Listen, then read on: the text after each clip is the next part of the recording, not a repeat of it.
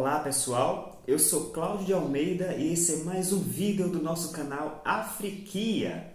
Se você ainda não está inscrito no canal, se não se inscreveu ainda, inscreva-se no canal, ative o sininho das notificações para vocês ficarem ligados e ligadas aí nos vídeos que nós vamos atualizando, ok?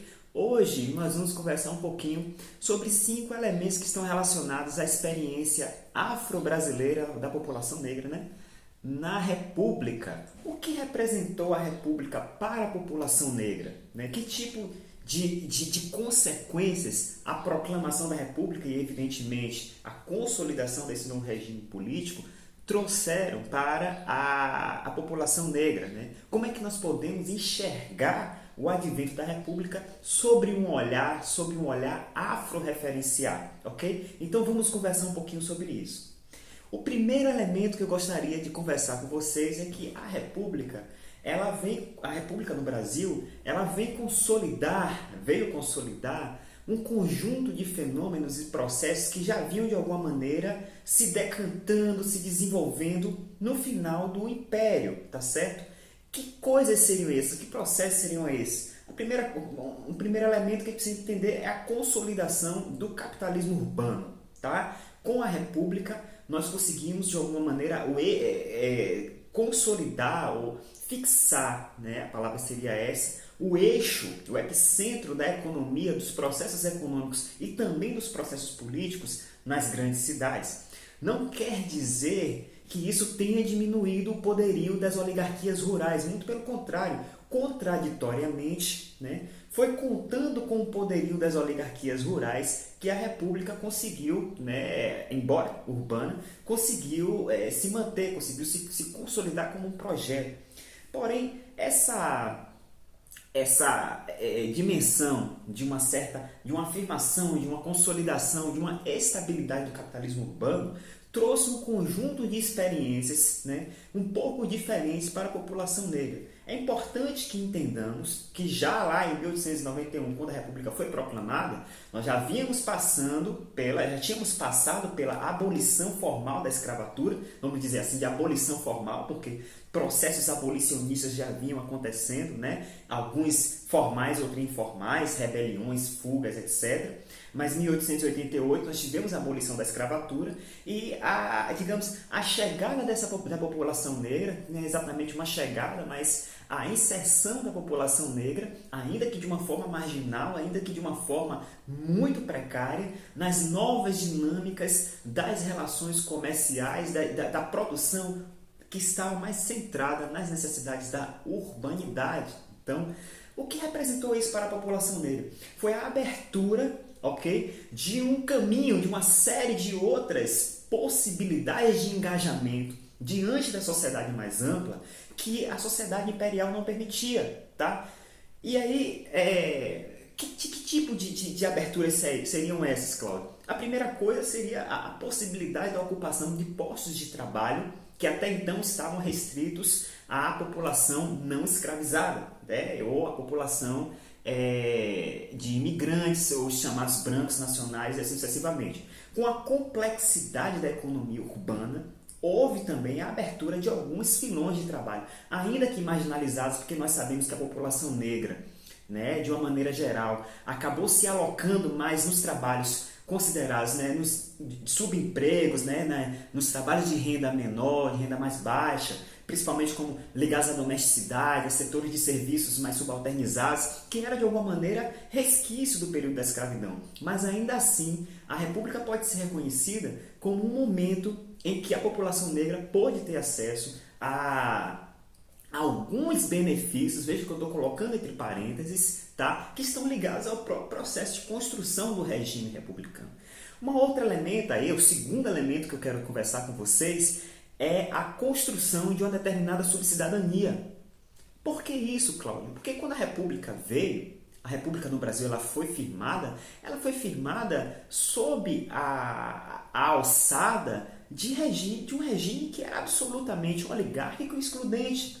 O próprio fato de negar às pessoas que não tinham alfabetização o voto excluiu de grande medida, né, a participação política da população negra e principalmente da população de mulheres. É importante que entendamos que no início do século XX, as pessoas que tinham mais acesso à educação, evidentemente, eram as pessoas de camadas médias ou de camadas mais altas, né, oligárquicos, pessoas ligadas à oligarquia e que eram homens, né, que eram criados para serem os administradores, os advogados e assim sucessivamente. Boa parcela da população, principalmente na zona rural, ficou, não apenas no início do século XX, mas até grande parte desse século que passou, excluída dos processos políticos formalmente devido ao fato de não ter tido acesso à educação. Tá? Com o tempo isso vai mudar, mas algumas legendas de, digamos, exclusão da participação política da população negra nos eixos formais, nos canais formais de negociação, caracterizam um pouco a maneira como a República foi construída no Brasil. Certo?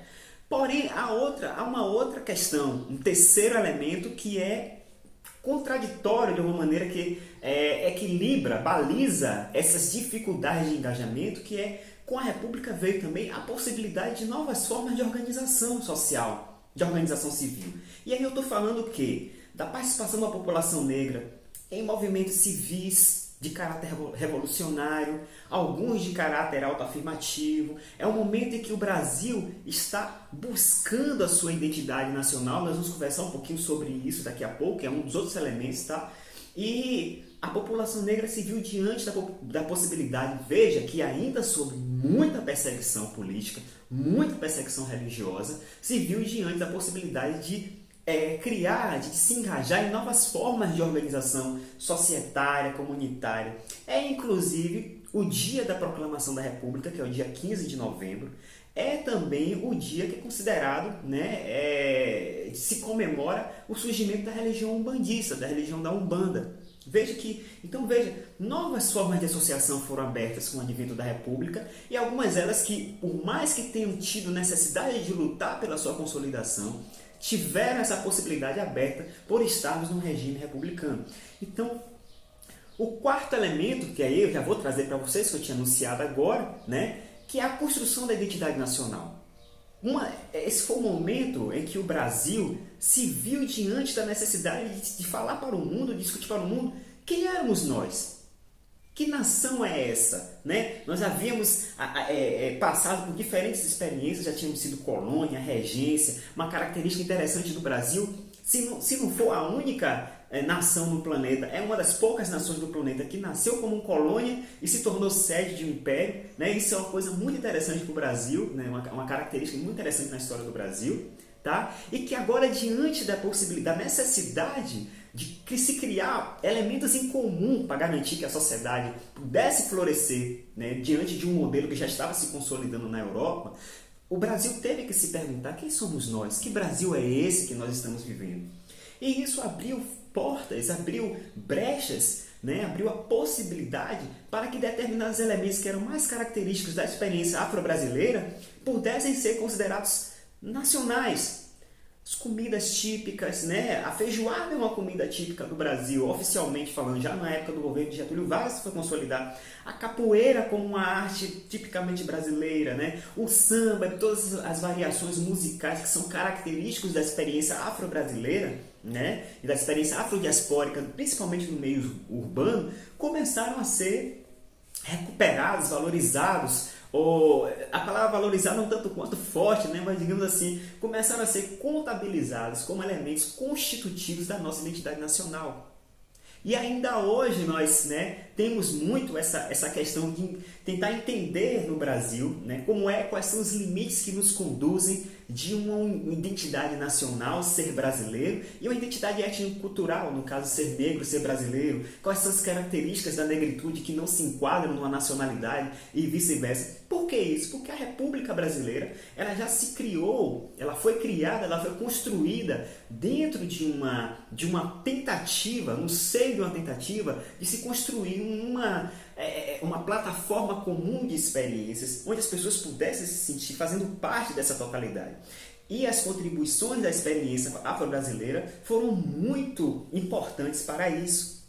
Interessante pensarmos um pouco isso, a República, nessa perspectiva. Então, quando nós estamos falando também da consolidação do capitalismo urbano, da possibilidade de organização de novas organizações sociais, da possibilidade de nós fazermos parte constitutiva da identidade nacional, nós enquanto população negra, mas a contraditória consolidação da ordem patrimonial, que seria o quê? A manutenção do poderio das oligarquias, né? Por outros caminhos, as oligarquias que vinham, rurais principalmente, que vinham sendo beneficiadas pelo Império, não perderam o seu poder político, eles tiveram o seu poder político e econômico, digamos, transmutados, né?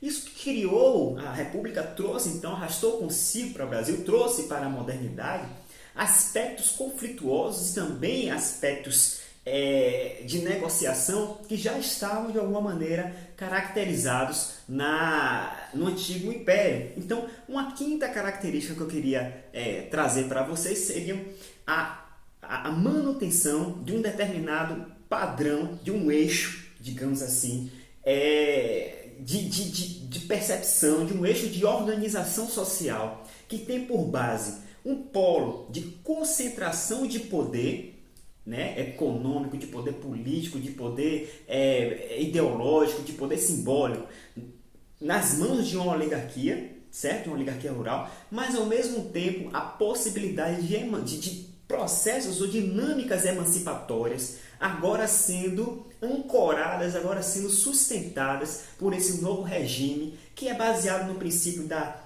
universalidade de procedimentos, da impessoalidade nos tratamentos na vida pública e assim sucessivamente. Então, a população negra, com a República, se viu diante de uma possibilidade mais positiva, mais favorável para a construção da sua cidadania, que vai acontecer ao longo de muita dor, de muito processo, né? Mas que de alguma maneira marca uma superação em relação ao regime imperial.